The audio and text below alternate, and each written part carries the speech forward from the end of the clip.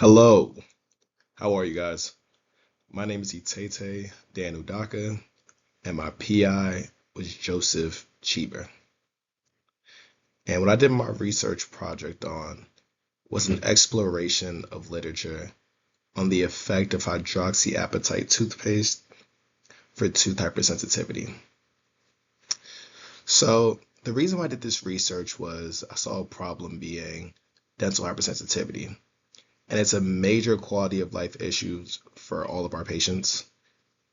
When we think about it, we think about the sharp, sudden pain that's caused by exposed dental tubules, which essentially opens the tunnels leading straight to the tooth's nerve.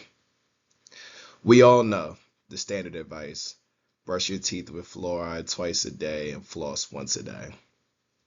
Fluoride works, but there's a biomimetic alternative we should also be paying more attention to, which is hydroxyapatite. Fun fact: hydroxyapatite toothpaste isn't actually new.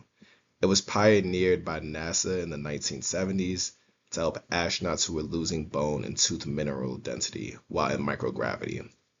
So my goal for this project was to evaluate how hydroxyapatite toothpaste performs compared to fluoride and other traditional agents, specifically looking at its abilities to physically plug those open tubules.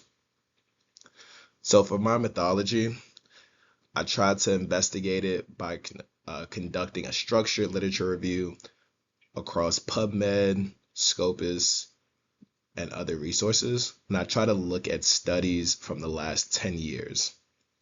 The way I filtered it was I focused specifically on human clinical studies conducted in the US that used validated metrics like visual analog scale and the shift score to measure pain relief. My hypothesis was that hydroxyapatite toothpaste would significantly reduce sensitivity compared to my baseline, promoting remineralization and providing superior tubule occlusion. Some key findings I found in the literature was really one of the most striking findings I found was that hydroxyapatite toothpaste can achieve up to 98% of a dental tubule occlusion.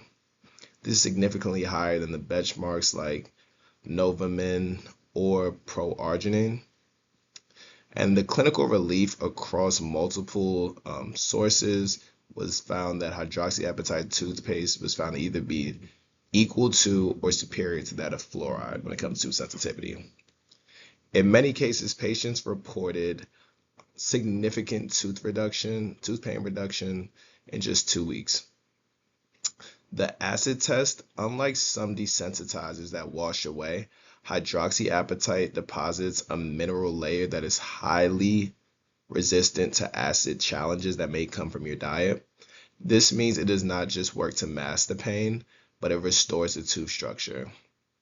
Also, there's an aesthetic bonus to using hydroxyapatite toothpaste. In one of the studies I looked at, which is an observational study by Sterner et al., showed that besides pain relief, patients reported that their teeth felt smoother and looked whiter, which increases patient compliance. In the future, I would like to see the trade-off between whether hydroxyapatite toothpaste is really that amazing at sealing tubules, and I want to see how that would affect the bond strength with that and like a resin filling. So after all that, I would also like to see whether total etch or self-etching would work better with hydroxyapatite toothpaste as well. Because what we have seen is that sometimes hydroxyapatite, because it leaves that thin mineral layer, it can lead to accidental failure when it comes to resin fillings. I'd also like to do more studies with the geriatric patients and population just to see how the hydroxyapatite toothpaste would do with the gum recession and also sclerotic dentin. And just to wrap it up, the evidence is clear. Nanohydroxyapatite toothpaste is a premier, biocompatible, and safe alternative to fluoride. It provides a rapid acid-resistant relief and even offers some aesthetics benefits that we talked about. And I just feel as us as dental professionals need to probably begin integrating hydroxyapatite toothpaste into our recommendations just to allow patients to know that there are other ways to get biomimetic solutions to the body's natural chemistry and to repair and protect our dentition. Thank you.